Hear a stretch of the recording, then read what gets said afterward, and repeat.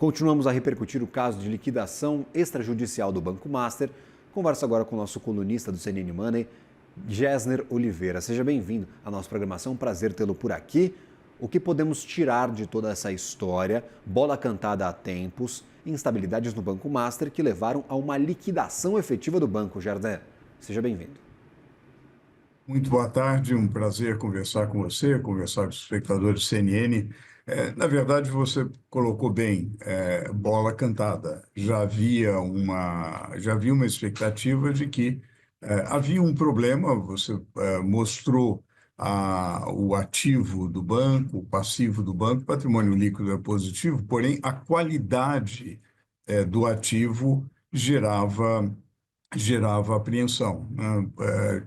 De qualidade e créditos cuja possibilidade de serem pagos, etc., eram baixas, ao lado de um passivo, como você também assinalou bem, bastante agressivo, na taxas de remuneração de CDBs, por exemplo, muito além daquilo que o mercado vinha remunerando. Então, houve um descasamento, um descompasso entre ativo e passivo, quer dizer, uma posição muito agressiva da instituição que acabou levando às dificuldades que culminaram com a liquidação pelo Banco Central. Acho que é importante salientar, Gabriel, que isso, como já era esperado, e as medidas necessárias para realmente ter um FGC forte que garanta o ressarcimento para aqueles que têm poupança, que têm LCI, que têm LCA, enfim, que têm ressarcimentos a receber, isso não gera no mercado uma crise sistêmica ou um grande temor. Então, isso é um aspecto positivo e, para isso, é necessário sempre que a autoridade monetária seja muito cuidadosa, muito prudente para evitar esse tipo de descompasso entre ativo e passivo. Eu fazia algumas participações na CNN Brasil hoje, o Gessner, e eu traçava dois caminhos possíveis. O Banco Central faz a intervenção, o FGC funciona, nós temos liquidado o Banco Master, problema resolvido, reforça a autoridade do Banco Central, o poder do órgão regulador. Segundo cenário, o Banco Central faz a intervenção, temos ainda problemas com o passivo de Banco Master, isso vai ser levado para a Justiça e as perguntas começam a surgir. Por que o Banco Central permitiu que isso acontecesse? Por que não interviu antes? Existem esses dois cenários? Você concorda que talvez nós tenhamos uma solução para o bem ou para o mal, que vá sobrar para o Banco Central no final das contas? Olha, sempre há esses dois cenários. É claro que a gente tem que ver o desenrolar, né, dessa liquidação. Porém, até aqui, as indicações vão na direção do seu primeiro caminho, Gabriel, no caminho de que, de fato, o Banco Central tomou as medidas necessárias. Seria ruim se o Banco Central fizesse intervenção muito antes do tempo, uma coisa precoce. Eu acho que o mercado precisa funcionar. Quando há uma avaliação de que realmente não há sustentabilidade, há um descompasso insuperável entre ativo e passivo, aí você tem uma intervenção por parte do Banco Central. Eu acho que é importante também chamar a atenção que medidas tomadas previamente em relação ao FGC, ao fundo que garante o ressarcimento aos depositantes, essas medidas foram importantes, aumentando a contribuição dos bancos associados, aumentando o percentual de contribuição e a taxa para aqueles bancos que apresentam mais risco, fazendo um direcionamento e uma canalização do fundo para títulos públicos quando há um múltiplo muito elevado em relação ao patrimônio do banco, enfim, uma série de medidas fortalecendo o fundo de crédito, o que é positivo. E, ao mesmo tempo, o monitoramento das operações do Banco Master, e eu acho que isso levou o Banco Central a essa avaliação que realmente chegou a uma situação insustentável e que era preciso intervir. Eu estaria otimista, Gabriel, em relação aos dois caminhos que você sugeriu. Acho que provavelmente o desfecho será uma avaliação de que realmente o Banco Central avaliou corretamente e interveio no momento certo. Lembramos que uma intervenção precoce poderia abrir espaço para contestações até judiciais na justiça sobre por quais Sem motivos o dúvida, Banco Central fez essa atualização. E, claro, geraria sem até um dúvida. imbróglio maior para quem tem dinheiro a receber do Banco Master, né, Gesner? E seria uma coisa contra o mercado, né, Gabriel? Eu acho que o mercado tem risco. Quer dizer, você, como empreendedor, como uma instituição financeira, você assume riscos. Se você erra, você está sujeito a problemas. O Banco Central não tem, ele tem que ser aquele juiz que observa naquele momento em que realmente não há uma solução de mercado, né? Poderia haver eventualmente uma solução antes, digamos, algumas medidas antes tomadas no Banco Master que eventualmente poderiam evitar essa situação, mas acho que o Banco Central deve ter a arte de intervir o mínimo possível, mas ter certeza que intervém quando é absolutamente necessário. Eu queria, inclusive, puxar essa atuação do Banco Central apertando o cerco para a regulação neste 2025. Para fintechs, foi a exigência do e-financeira, o aumento do capital mínimo para operar no Brasil e uma colaboração com a Receita Federal para limpar o setor de tudo que tinha ali de operações fraudulentas. Agora, essa intervenção no Banco Master, praticamente inevitável. Uma nova regulamentação, por exemplo, para prestadores de serviços de criptoativos.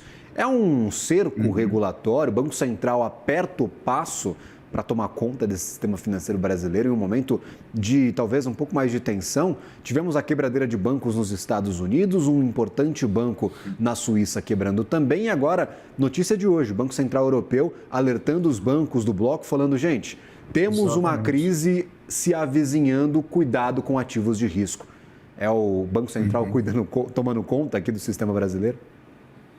Eu acho que sim, Gabriel. Eu acho que sim, isso é muito bem-vindo. Aliás, o Banco Central brasileiro é reconhecidamente um banco bastante competente e deve zelar pela rigidez do sistema, deve zelar pela segurança do sistema. Felizmente, o Brasil tem um sistema bancário bastante sólido, bastante robusto, em grande medida isso se deve a uma atuação muito competente do Banco Central nesse sentido. Eu acho que essa avaliação sistêmica é fundamental. Acho que há muitas novidades também, né? As novas tecnologias colocaram muitas novidades. O Banco Central deve ser cauteloso também para não intervir demais, para não asfixiar a inovação, que é bem-vinda, para não diminuir o grau de concorrência no mercado, que é necessário, que é muito bom, o ingrediente da concorrência é muito positivo, mas, ao mesmo tempo, ele, como regulador, deve zelar por essa saúde sistêmica que é tão importante. Quer dizer, qualquer tipo de temor quanto à solidez do sistema financeiro é devastador para uma economia. Então, eu acho que o Banco Central faz bem de tomar as medidas e de, ao mesmo tempo, ser parcimonioso na regulação, também não asfixiar a inovação financeira, que é igualmente importante para o desenvolvimento da economia. Em sistema, no sistema financeiro brasileiro, eu queria entender se há indícios de que essa crise no Banco Master, a intervenção direta, a liquidação do banco, possa acarretar em um problema sistêmico. Por quê? Temos hoje fundos de investimentos que aportam em recursos do Banco Master, a Polícia Federal fala em ativos fraudulentos. Teoricamente, o Banco Master estava vendendo uma carteira de crédito que não existe. Então, se estava vendendo, alguém tinha comprado estes créditos inventados pela administração do Banco Master. Há indícios de um problema sistêmico ou parece que essa crise do Master é isolada e agora está sendo tomada ali sob a administração do Banco Central, conta aos pouquinhos? Como é que você enxerga a amplitude deste problema que foi escancarado no dia de hoje? Olha, eu vejo, Gabriel, como um problema pontual. né? É claro, houve investidores que poderão ter realmente sido vítimas de uma fraude. Isso tudo será fruto de investigação, de maior exame. Não quero adiantar qualquer tipo de afirmação nesse sentido, mas conversando com pessoas do sistema financeiro, né, nesta manhã, o que eu verifico é que realmente não há uma grande apreensão. Como a gente comentou no início, era amplamente esperado, quer dizer, os problemas do banco eram vistos, eram conhecidos, então realmente não foi uma surpresa, né? Não foi uma surpresa, o Banco Central agiu com rigor. Eu tenho a impressão que realmente isso será visto como um problema pontual, sem nenhum efeito sistêmico sobre o sistema financeiro, o que é muito bom. E ainda nesse papo de risco sistêmico, você vê talvez um problema de credibilidade para outros bancos menores, que não um banco master, mas quem está tentando se capitalizar, quem está tentando emitir ativo, colocar dinheiro para dentro para fazer investimentos, para crescer. A gente pode ver talvez uma estremecida imagem para estes bancos a partir de agora, pelo menos no curto prazo. Olha, eu não diria que uma imagem estremecida, mas a verdade do mercado é que toda vez que há um problema com um banco de porte médio, é, digamos, aumenta algum temor ou aumenta a necessidade de cada instituição mostrar para o mercado que é uma instituição sólida, séria, com compliance muito rigoroso. Isso digamos, é uma realidade de mercado. Sempre que há algum problema com um banco médio, nós tivemos no passado problemas dessa natureza, isso tem um efeito. É algo irracional, quer dizer, não é algo que é fruto de uma análise de fundamentos.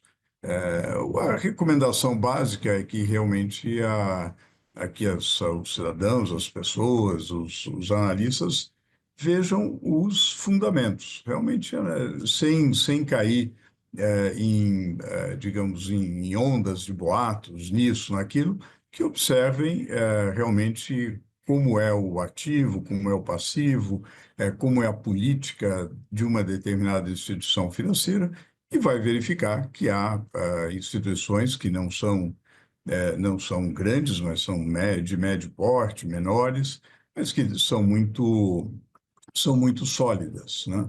Mas sem sombra de dúvida, o mercado é cruel, Gabriel. Realmente, é, o primeiro impacto é um impacto que exige por parte de cada instituição um esforço adicional para mostrar os seus bons fundamentos. Vamos ter que acompanhar essas instituições ao longo deste tempo e, claro, o processo de liquidação, que ainda pode ser contestado na justiça, ainda tem muita água para passar debaixo dessa ponte. Gessner, obrigado pela participação conosco nesta tarde de terça-feira, nos trazendo uma posição sobre o que a gente pode esperar a partir de agora deste processo envolvendo o Banco Master, como dizíamos desde o começo desse nosso papo, bola cantada sobre problemas da instituição. Até uma próxima, meu caro. Uma boa tarde, um bom Até trabalho a uma você. próxima.